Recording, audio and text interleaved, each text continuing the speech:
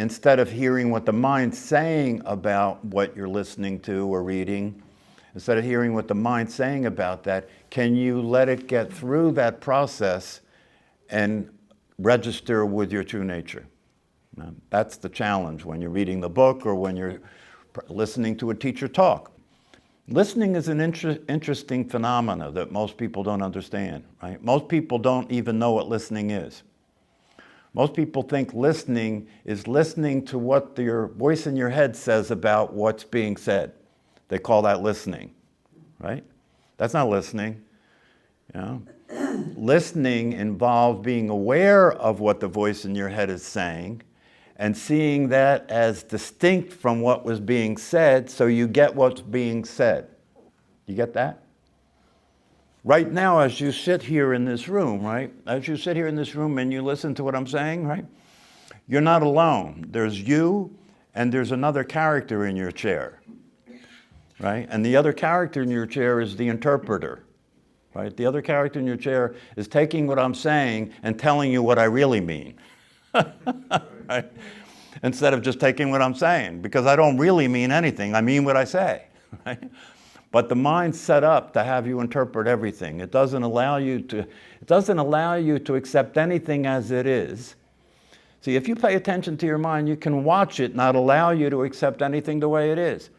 It'll keep reproducing it for you in thought, and then have you believe what the thoughts are is what you're reading or what's being said, when that's not true. You have to actually train yourself to listen. And this is very important in your relationships, right? If you practice this in terms of what you're reading, or if you practice this when you're listening to a teaching, right?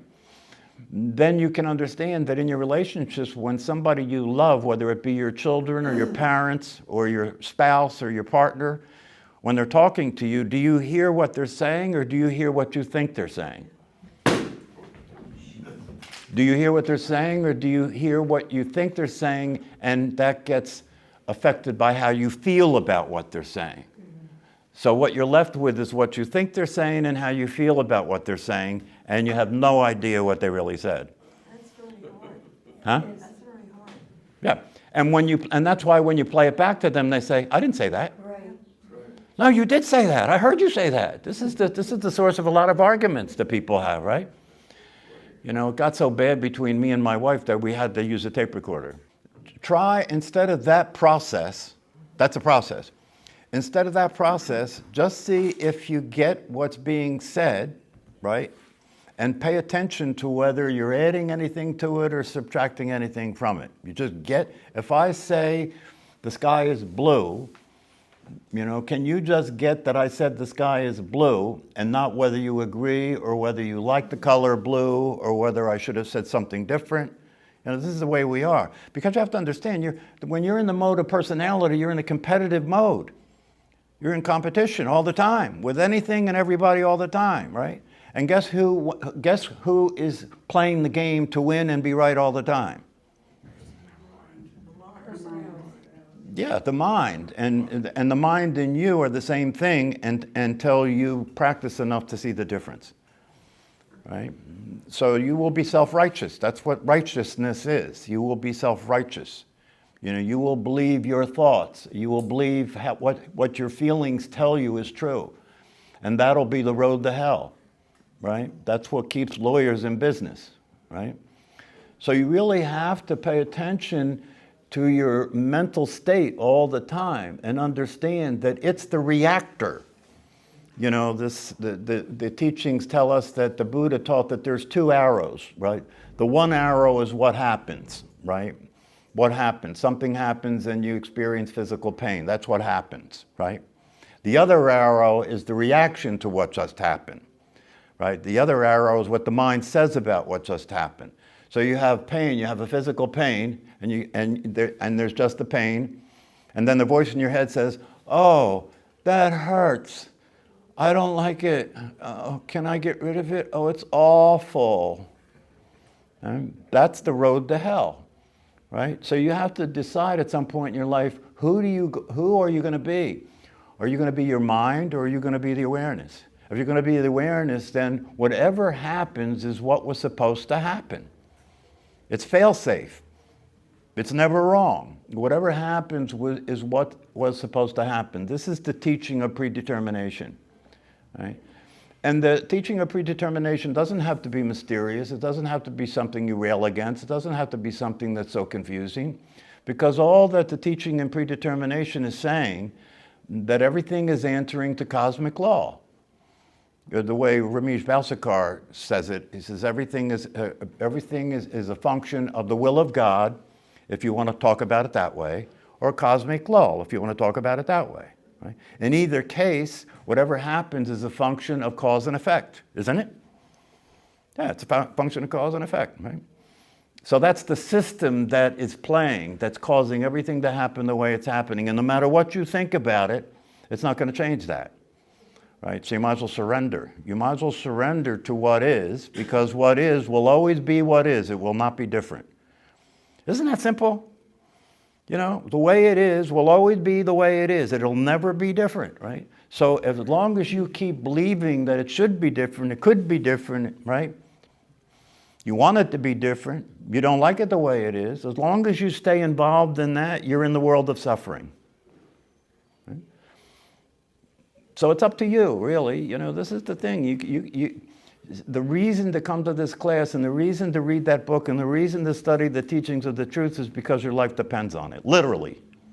Literally, your life depends on it.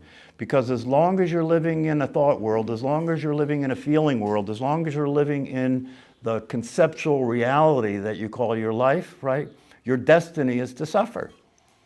Your destiny is to suffer. It can't be any other way. Right? Why? Because you have rejected the truth. You have rejected the truth of what you are. You have rejected the truth of what reality is. And as long as that's the case, what you resist persists.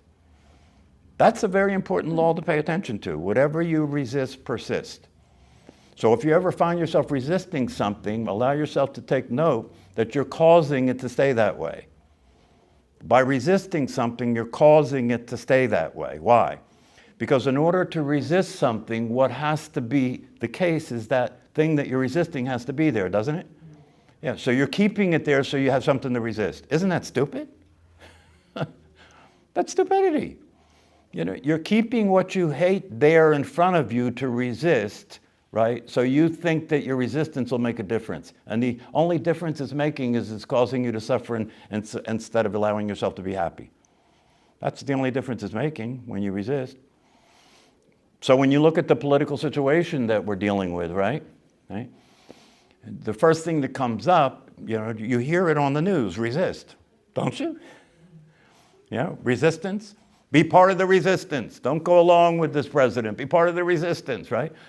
But they're ignoring the law, right? Because the more you resist, the more what you resist persists. You're keeping it there by resisting it. Let it be. Let it go. Let it fulfill its own destiny. You don't have to resist it. If it's dysfunctional and it's not in accord with the ultimate truth, right? It won't last. It won't last, you know? No single person can determine the outcome of humanity because humanity is much bigger than any single person.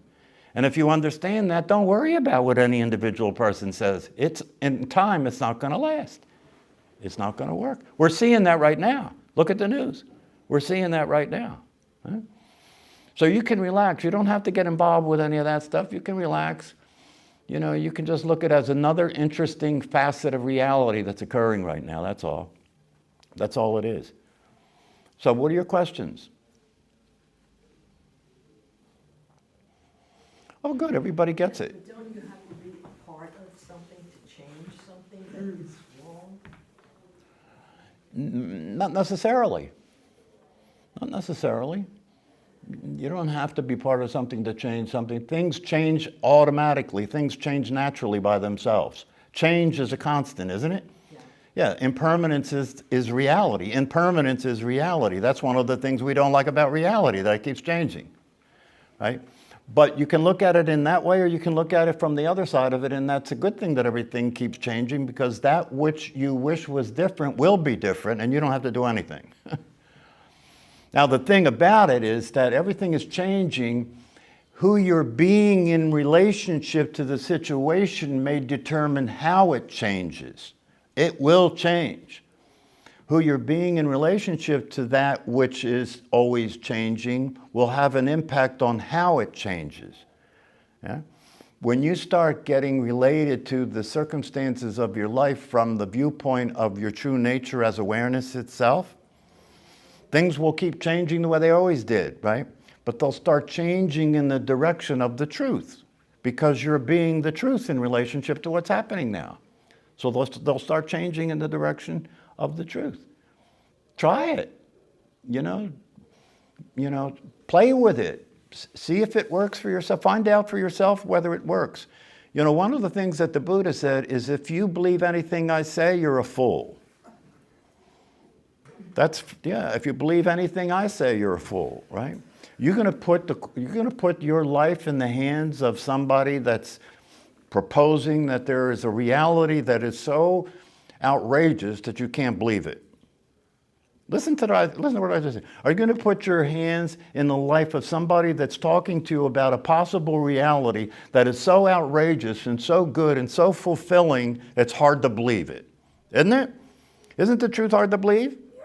Yeah, it's hard to believe because the truth is hard to believe. It's hard to accept the fact that you're not going to die.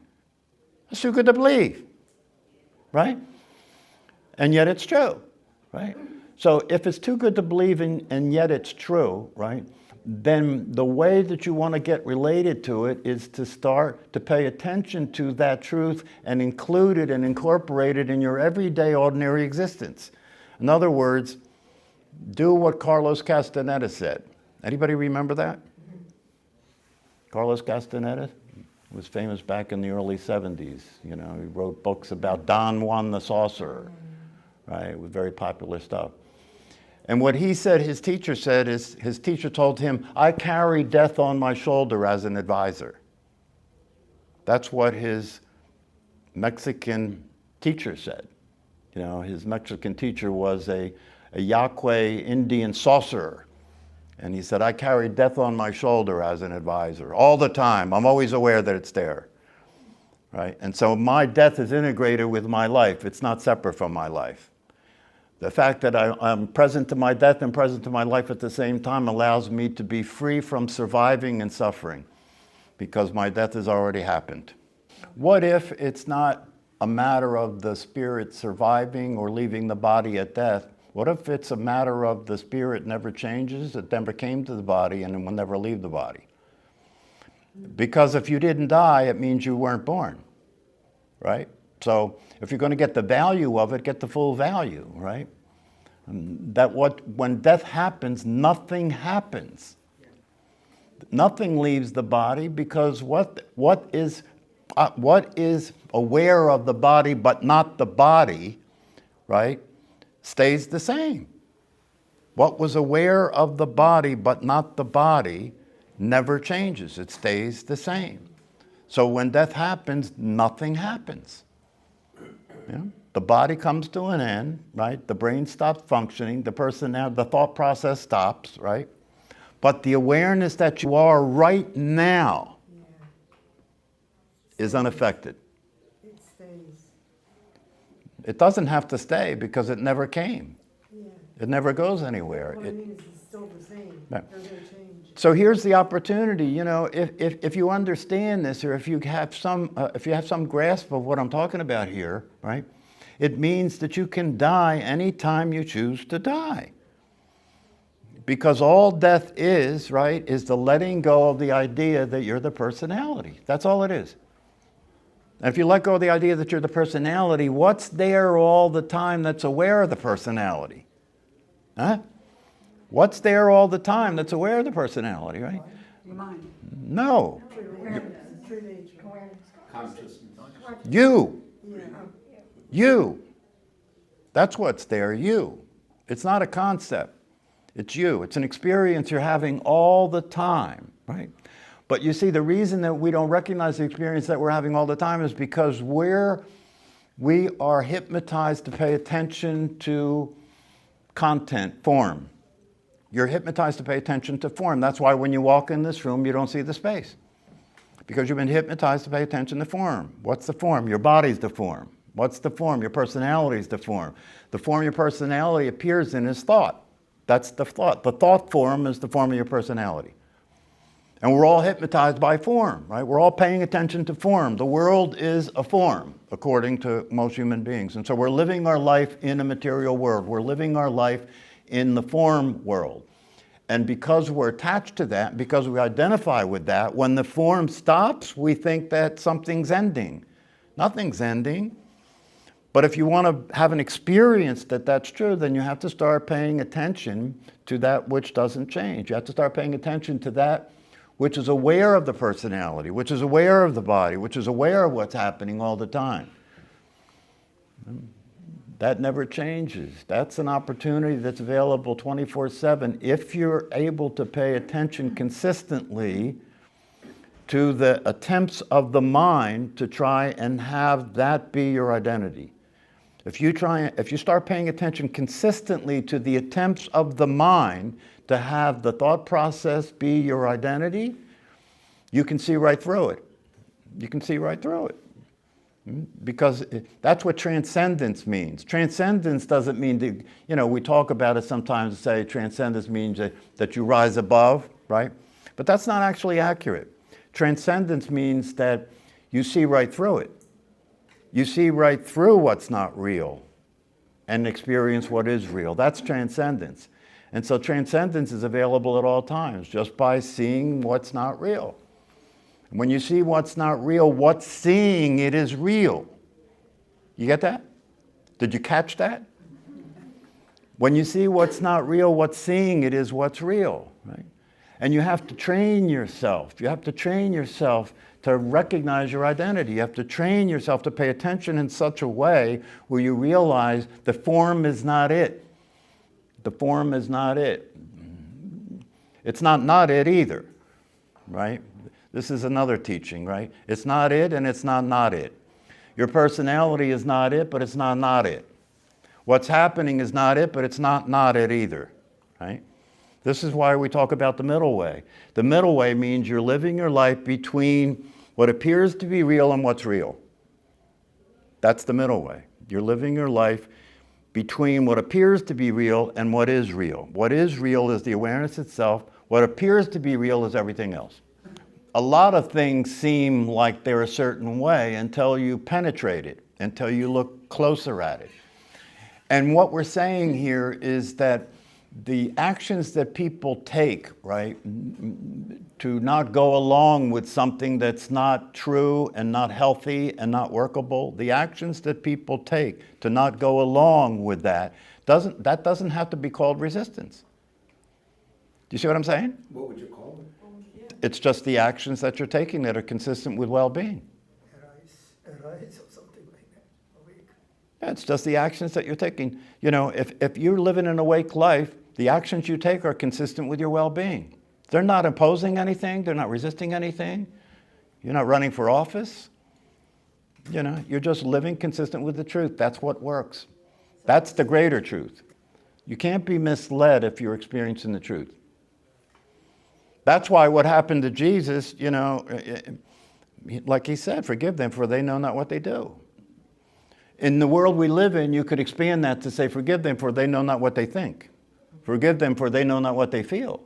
Forgive them for they don't know who they are.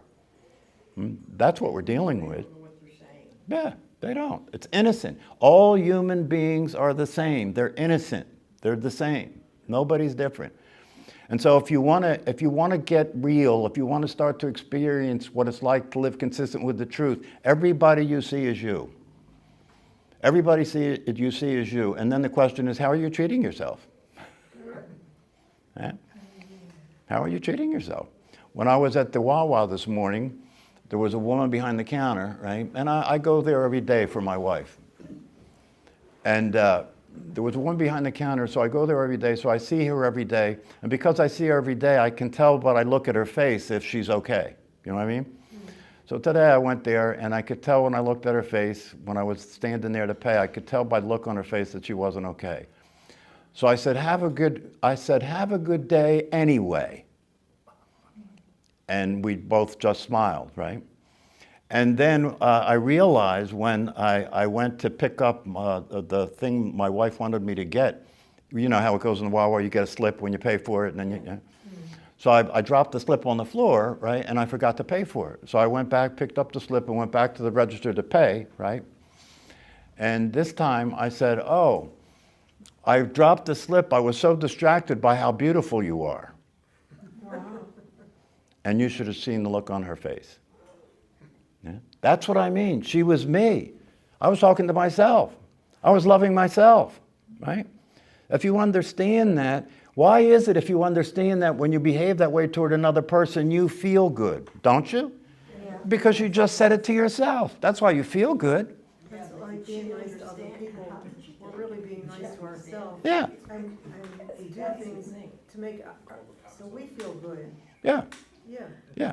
Did she understand it then? How did she take it? Oh, she got it. How can you not get that? Listen, if I tell you that I'm enjoying how beautiful you are, what are you going to do? Argue with me? Test it. Test it. Test it. Start to behave that way with strangers and see what happens. But you see, if you pay attention, you can see these things. They're going on all the time, but we're usually involved with it in such a way and we're identified with our piece of the action so we don't see the whole picture. Right? But if you really pay attention, you can start to see these things. And if you start seeing these things, you'll start seeing the opportunity to experience the truth and to express the truth. It's available 24/7, whether you're with other people or you're alone. The opportunity for you to experience the truth and be one with the truth and express the truth is available at all times. And when you do that, you experience well-being. When you do that, you experience peace of mind, you experience a sense of satisfaction, right? And you experience a sense of well-being, of being happy. And isn't that what everybody wants? And you didn't have to buy anything. You didn't have to buy anything. People think the pursuit of happiness is a monetary situation. It's not. It's not. It's available at all times. You have access to happiness at all times and it's free. But only if you're awake enough to see that that's true. And if you're awake enough to see that that's true, then it's a matter of practice. That's all. It's a matter of practice.